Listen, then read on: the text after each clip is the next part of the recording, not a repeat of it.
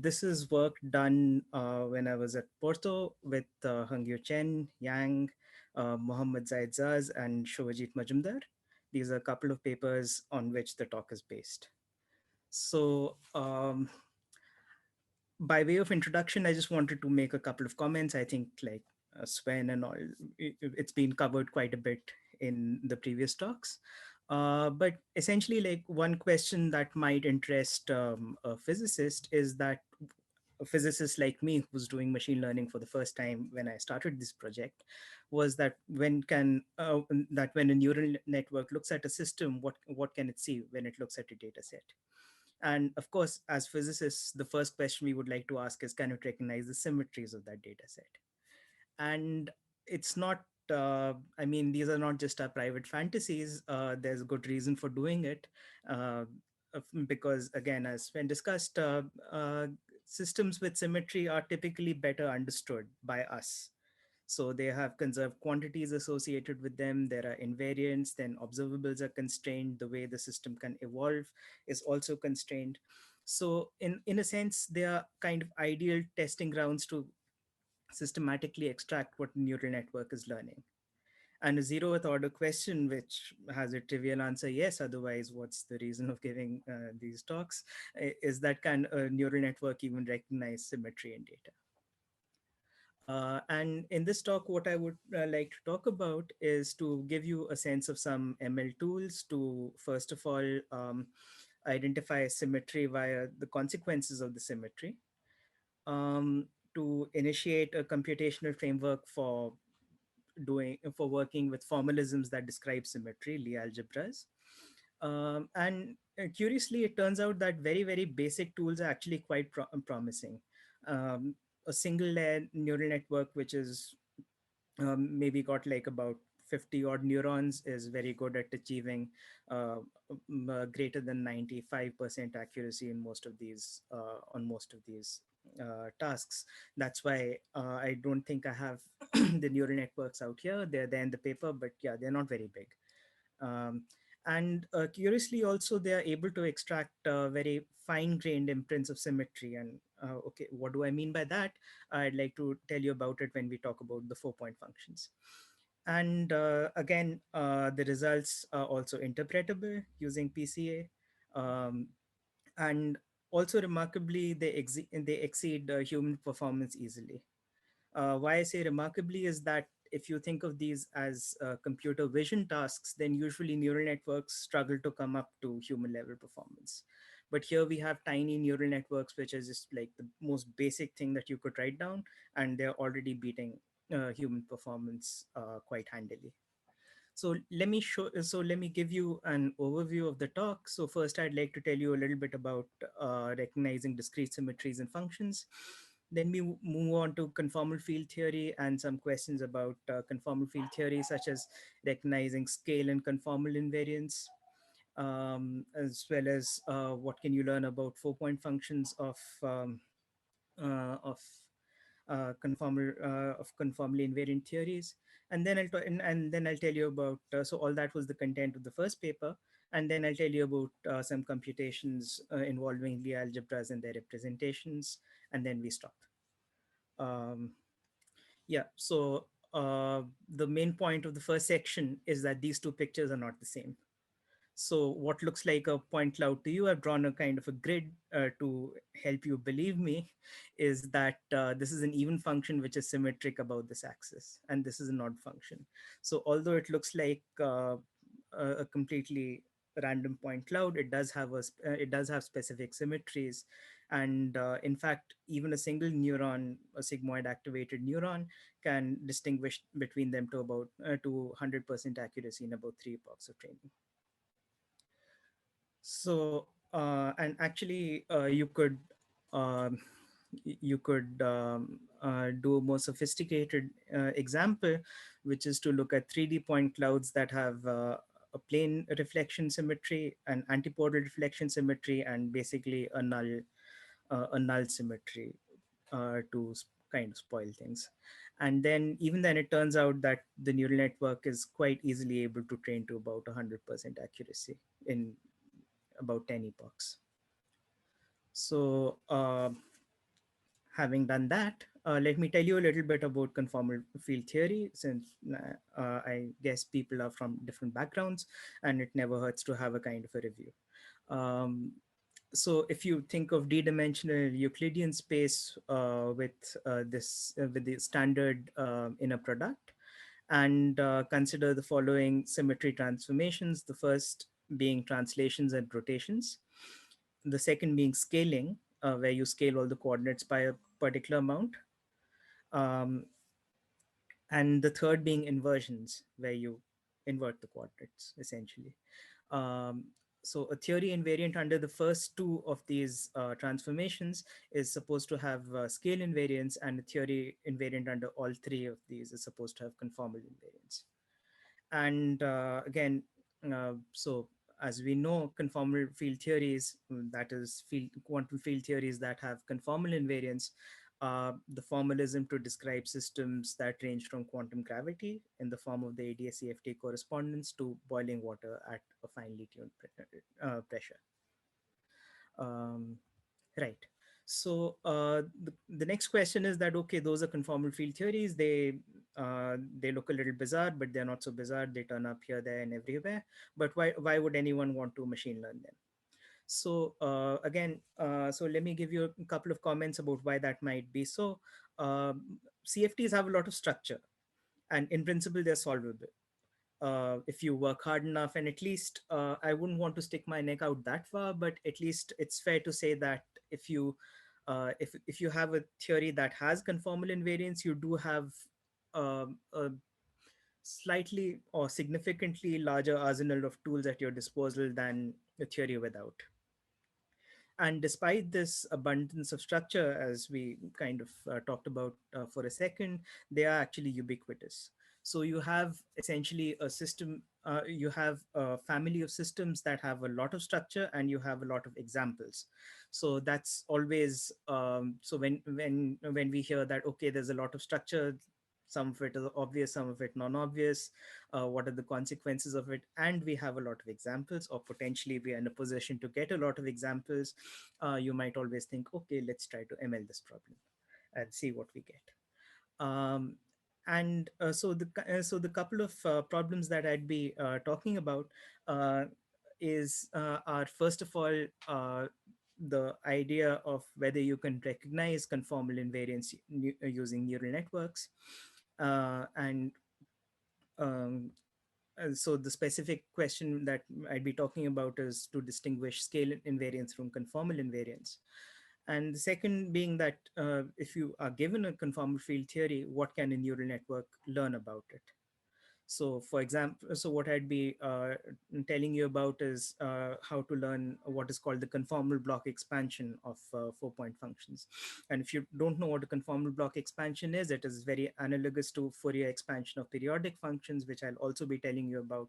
So just keep the Fourier example in your head and it'll all be fine. Um, and again, as I said, the overarching goal is to kind of address this quote unquote landscape problem in CFTs.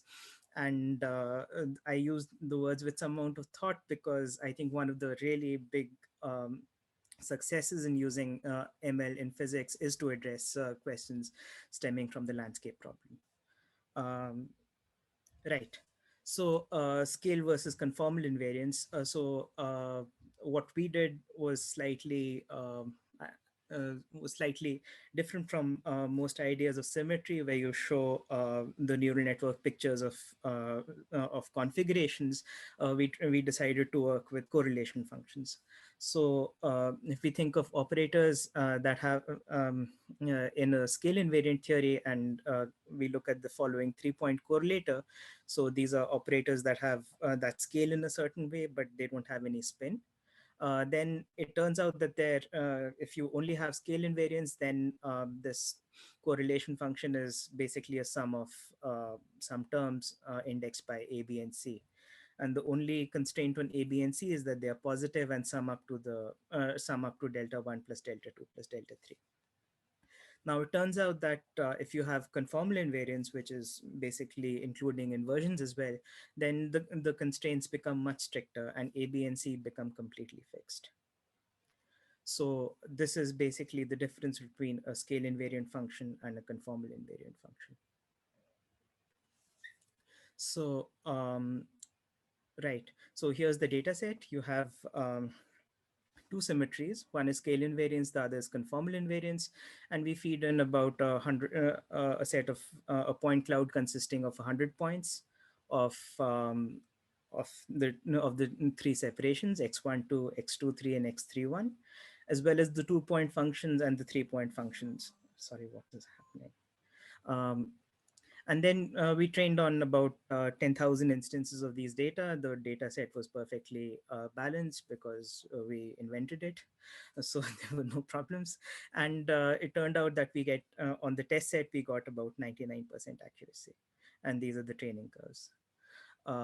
So yeah, so that's so we can see that a neural network is pretty good at distinguishing what is a scale invariant function from what is a conformal invariant function. So let's move on to 4-point functions. And the idea is that although conformal invariance completely fixes 3-point functions, like I said, that their coefficients are completely fixed except for this number hanging around. It's actually less powerful for 4-point functions, because when you have 4 points, then you have the freedom to write down these combinations of those 4 separations, and these are called conformal cross ratios, and they're actually invariant under conformal transformations. So the point, the new ambiguity is that if this object is conformally invariant, and this is, and you say that okay, this is a candidate 4-point function, then if I multiply to it another function which is an arbitrary function of u and v, then this is equally admissible under the same constraints. So this ambiguity can't purely be fixed from conformal symmetry. There is a way to fix it using an additional symmetry called crossing symmetry, which is the heart of the numerical bootstrap program, but I won't be talking about that right now. Nonetheless, there is some information that one could extract about 4-point functions using conformal symmetry. And the idea is that there's a kind of a quote unquote preferred basis to there's a kind of a quote unquote preferred basis to expand them in. And the question is that can we machine learn this expansion? So as a warm up to CFT correlators, like I said, we'd start with a slightly simpler example. We think of functions that are invariant under that are periodic and odd functions. So these are the symmetries of the theory, much like conformal invariance is the symmetry of 4-point functions in a CFT. Then, as we all know, the functions sine and theta are a good basis to expand such functions in. And any function given to us which has these symmetries can always be expanded in this way. So, and the question that we'd like to address is that can a neural network distinguish functions where a particular Fourier mode is turned on versus where it is turned off? And secondly, a regression problem, which is that given a function f theta, can it estimate the value of a particular Fourier mode? So the mode is fixed for us. So so here's the Fourier series classification problem. We have two classes of functions. The first being where you have modes from 1 to 4 being turned on, and the second being where you have modes 1 to 4 except 2 being turned on. And here are a couple of pictures of these functions. And as you can see, they don't look vastly different from each other. In fact, if I told you, at least I would find it somewhat hard to distinguish between these two if I were to try. I'd essentially, after a couple of iterations, I'd be reduced to random guessing. But again, as the whole point of the talk is that a neural network is not reduced to random guessing. So here's the training data. We looked at 100 points between a minus pi by 2 to pi by 2. And then, yeah, there's something wrong in this. But yeah, okay. So we have, we sample the function in an interval.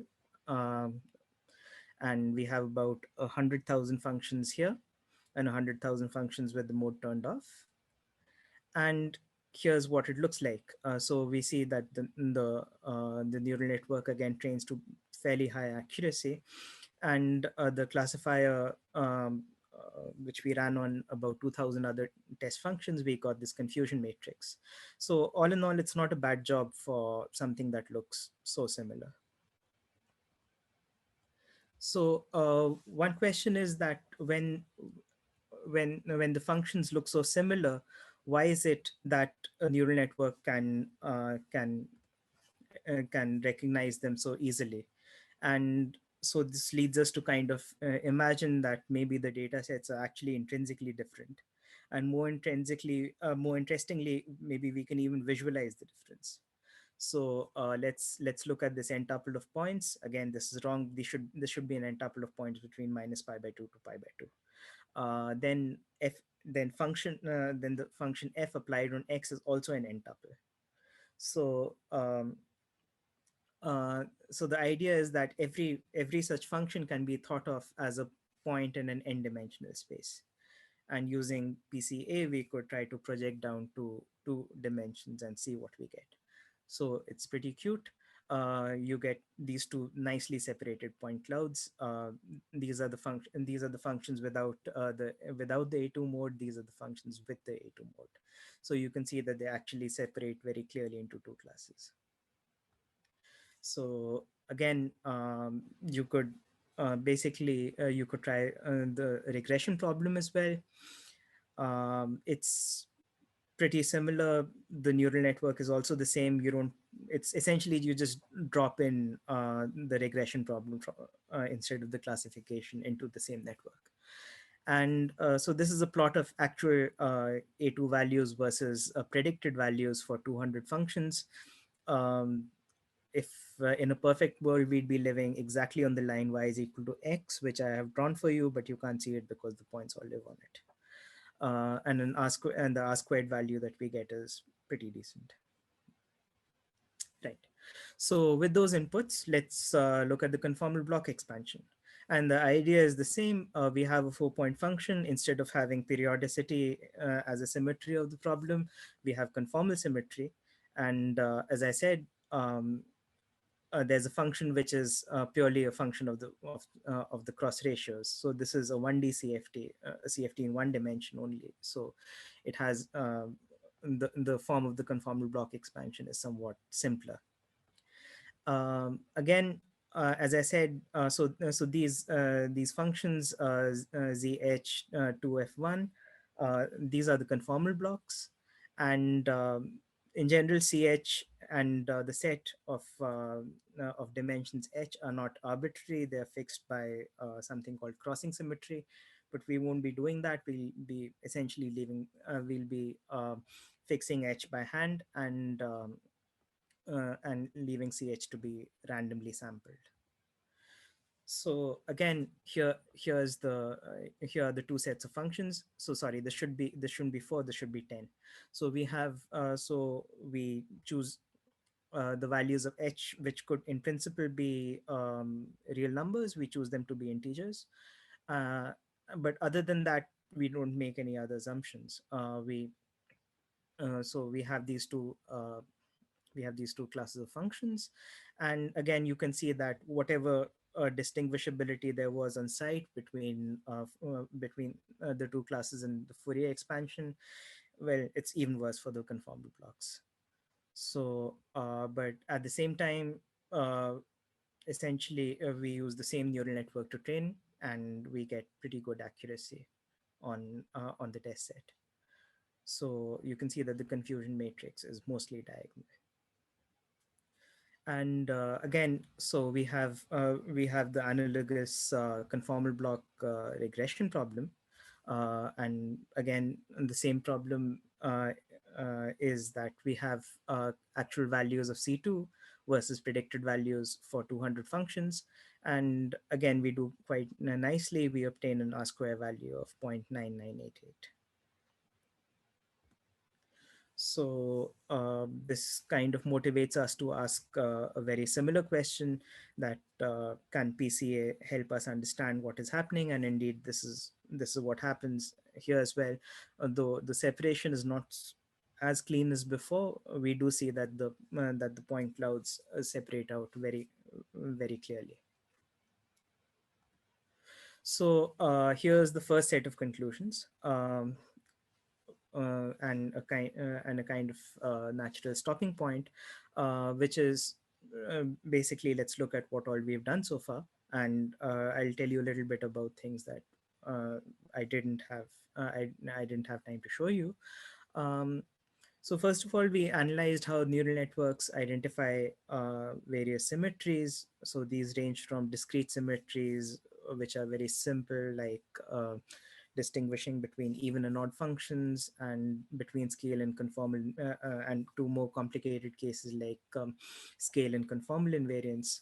And more interestingly, this is already encouraging, but again, the idea is that what is more encouraging is that neural networks can even extract very fine-grained imprints of symmetry. They can estimate what is the value of a Fourier mode. They can distinguish between functions where a particular mode or a conformal block is present or absent. And it's also possible, which I didn't show you, to what is also possible is to identify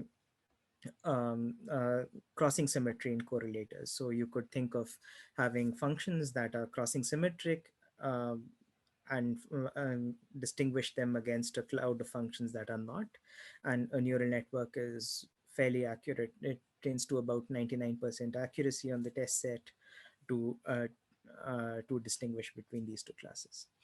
It's also possible to do more realistic problems, which is to identify discrete symmetries in the 3D Ising model, to use regression to estimate operator twists in the Ising model. So all that is definitely possible. So, and uh, with that out of our way, let me turn to essentially the final part of the talk, which is to machine learn computations in Lie algebra representation theory. So again, let me tell you a little bit about Lie algebras, though I guess it's like carrying coals to Newcastle here. But essentially, Lie algebra is a set of objects which is endowed with this product, and this product has this anti-symmetric property. Um, and of particular interest to people working in particle physics is what are called unitary irreducible representations of this algebra. So here's the idea behind them. You think of the JIs as being matrices on a vector space, so that this product is the usual matrix commutator. And then you consider the case where JIs are Hermitian matrices, and they cannot all simultaneously be made block diagonal. So that's why so because they are Hermitian, the representation is actually said to be unitary, and because you can't make them a block diagonal simultaneously, it's irreducible, and it's a representation because it is. Uh, so and again, so what is important for us is a certain construction of these representations called the highest weight construction. Uh, so by way of example, let's look at the simplest possible such algebra, which is the SU2 algebra or the SU3 algebra, where you have three generators, and that structure constant Fijk is just the Levi-Civita tensor. So in this case, actually none of the j's commute with each other. So we can only diagonalize one if we want. The usual convention is to pick J3. And as J3 is Hermitian, the eigenvectors are a basis for the vector space, and the eigenvalues are real and therefore ordered. And here's a little bit of an input. The finite dimensionality of V, we would like V to be finite dimensional, implies that the eigenvalue is actually integers. So it's conventional to label the entire irrep by the maximal eigenvalue of J3, which is what lends its name to this, lends itself to this name. So in general, you would, for more complicated algebras, you wouldn't have you wouldn't have a single generator like this. You would have a subset of generators which do commute with each other, and so the irrep would be labeled by not one integer but an array of integers. So I wanted to make this. I wanted to go through this little segue just so that when I start showing you strange integers, like there should be some reason about where they come from and why they're there. So, what are the kind of things that we'd like to learn about early algebra or the representations of early algebra? So, if so, here's one really basic question. So, if V1 and V2 are two representations, then so is V1 tensor V2. But in general, V1 tensor V2 is actually reducible, so you can decompose it into a direct sum of irreducible representations. And working out the right hand side has to be done on a case by case basis. I believe the state of the art is a computer package called LeArt, which works on Mathematica.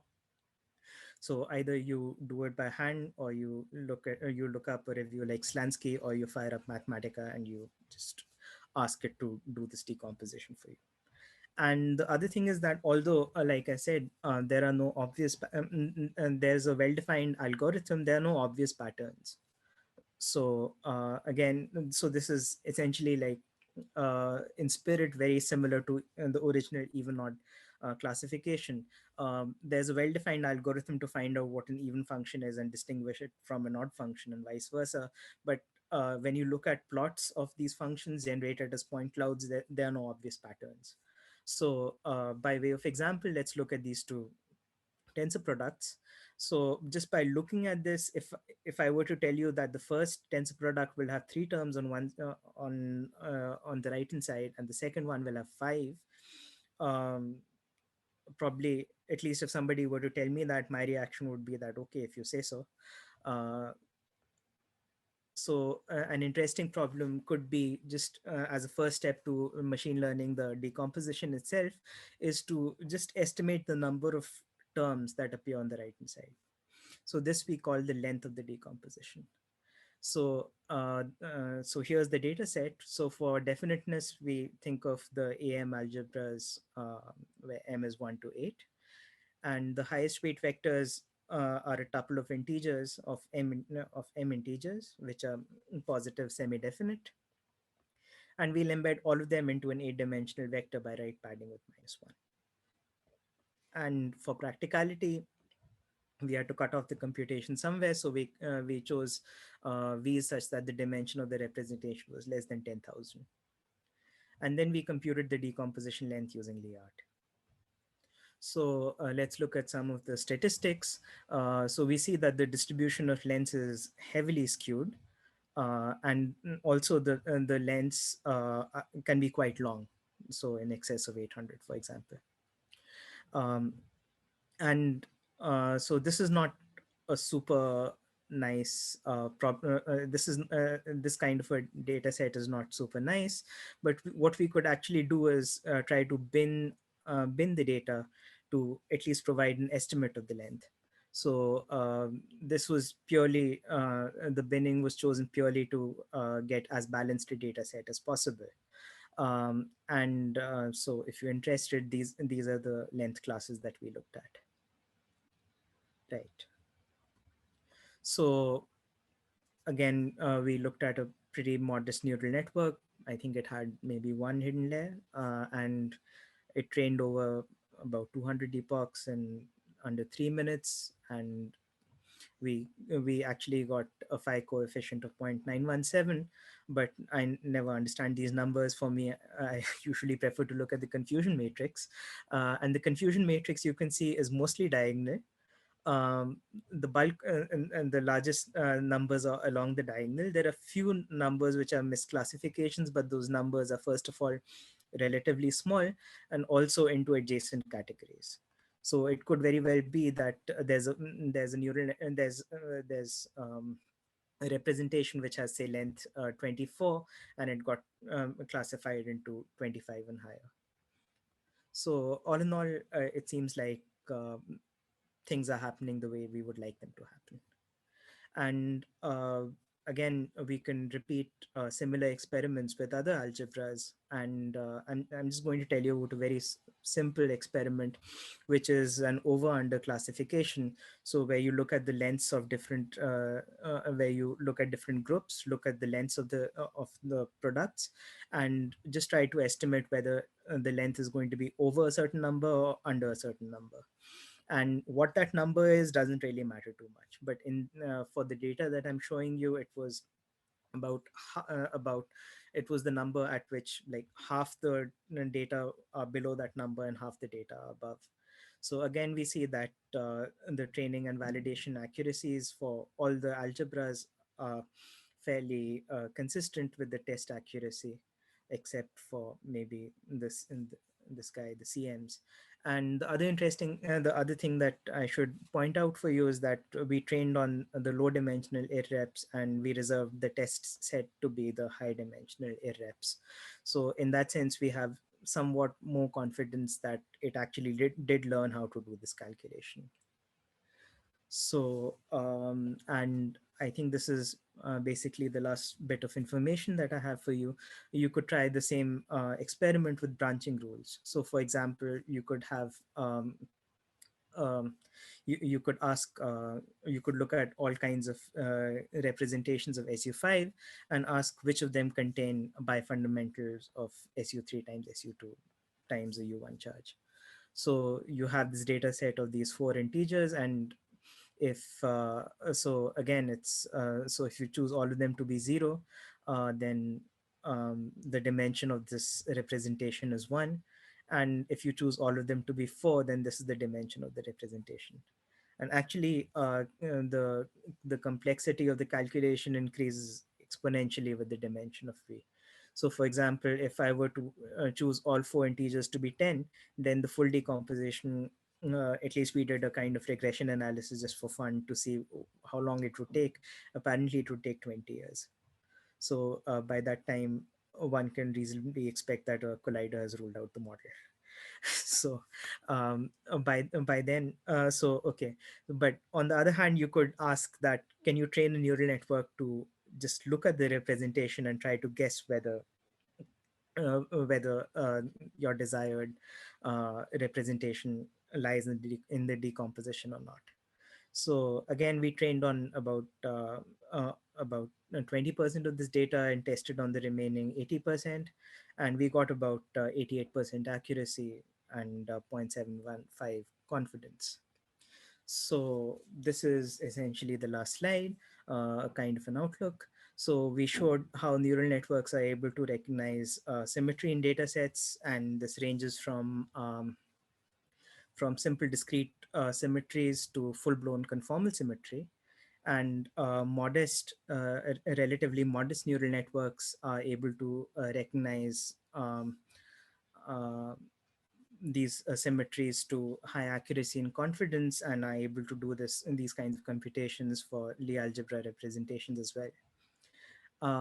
This hints at the possibility of being, most tantalizingly for me, this hints at the possibility of being able to being able to essentially marry CFT techniques with machine learning techniques to explore these systems further. And I would, at least morally, I would place these kinds of computations. Uh, so this is kind of a personal opinion. Uh, I would place them uh, very much in the camp of doing landscape exploration. Because for me, there's a landscape problem whenever you have a large number of free parameters that you can do innocuous tunings with. And when you do innocuous tunings, you get vastly different results. So for so and this is a pretty clear uh, statement of a landscape problem in Lie algebras, that you do an innocuous tuning on this of these parameters and you get these vastly different results. So I do expect that, since this is what machine learning is so good at, which is to give us uh, uh, essentially one of the things that it is so good at is to give us coarse grained and accurate expectations of landscape problems, there should be a lot of interesting stuff that we can uncover using these techniques. So that's all that I had to say. So thank you for your time. Oh, thank you very much. Any questions for Shailesh? Can I ask a question? Douglas here. Yeah. Okay. So you mentioned that you are having this 99% accuracy in some cases, Yes. cases even 80%. I Yes. wonder why that would be the case. Your data is not experimental data. Your data is coming from some mathematical system, right? You are generating data from a mathematical system, Right. which means that your data is as clean as it gets in this Yes. world. Neural networks should be approximated with 100% accuracy. Unless you are not satisfying some of the underlying assumptions for the data generating process that the neural network is assuming. Well, I mean, it's true that the data is mathematical. I mean, and there are some rules for what an admissible representation is characterized by, and we have generated all possible. So, but at the same time, I don't know of any function that tells you that given given given given two representations, if you tensor them together, then what is the number of representations that appear on the right hand side? So this is likely something that doesn't have a well-defined mathematical answer, but it's just that the neural network, by seeing several examples, is coming up with some decision function which somehow works better for some data and doesn't work as well for the others. That's fine, Maybe- but you are still posing this problem as a function approximation problem in the end, right? And neural network can approximate any underlying function as long as it satisfies certain criteria with arbitrary precision. Right. So I'm alluding something else. I think if you look into this misclassified data more carefully, you might Yeah, be yeah, able yeah. to identify some limitations of neural networks. Sure, definitely. I think that's an interesting point. I think one of the things that we are kind of hindered by is that we have so far taken a very naive approach to. So thanks for your question, actually. So this is something that I should have told you and I didn't. So thanks for catching me. So one of the things that we are kind of hindered by is lack of data, even though we have like you pointed out, it's basically mathematical data. We can get as much of it as we want. But the point is that for taking for actually generating the data on a computer, like I said, that if I start dialing up the dimensions of these representations, the practical time required to get that data becomes more and more. So in the best case scenarios, I think we had about 10,000 instances of data for the Lie algebra computations. So that's where the accuracy for one of the groups for one of the algebras fell down to 80%. I think I I kind of suspect that unless we have more data, using naive neural networks kind of will hit a wall, and we have hit that wall. If we try to make the neural network more complicated, it starts to overfit. But I think something which is more promising is to kind of use methods inspired by few shot learning, and to investigate whether that can improve the performance. So basically try to tell a neural network that these two irreps lie in this bin, and therefore they're similar to each other, and now you figure out why they're similar. So I think that's a more promising way to go. But you're right. Your observation is completely right. And I think the problem is that, yeah, we for a kind of a naive first getting your feet wet approach that we are taking, we don't have enough data to make it work in some cases. Let's follow up Could I- offline probably, Sure. because there are also some questions on chat. I have a question on the choice of your training and testing data. Uh-huh. Did you shuffle through, like and see how robust your estimates are? Like if you Yes. change, like you choose 20% of your data and that's your training set. Now choose another 20% of your Yes. data and train another network. Yes. And see, and then compare these, like shuffle through. Did you do Yeah, we this? did that. And what's are the results robust? Yeah, the results are robust. Okay, thank you. Joseph, Fabian, I saw you both had your hands up. Do you still want to ask your questions? I wanted to make a comment, namely the representation theory of CN is qualitatively quite different from the others, so it's not at all surprising to me that you get different results. It has some very exceptional properties that you also see in F4, but that's not part of your data set. No, yeah. I see. So I'd like to ask you more about that. Yeah. At some point, yeah.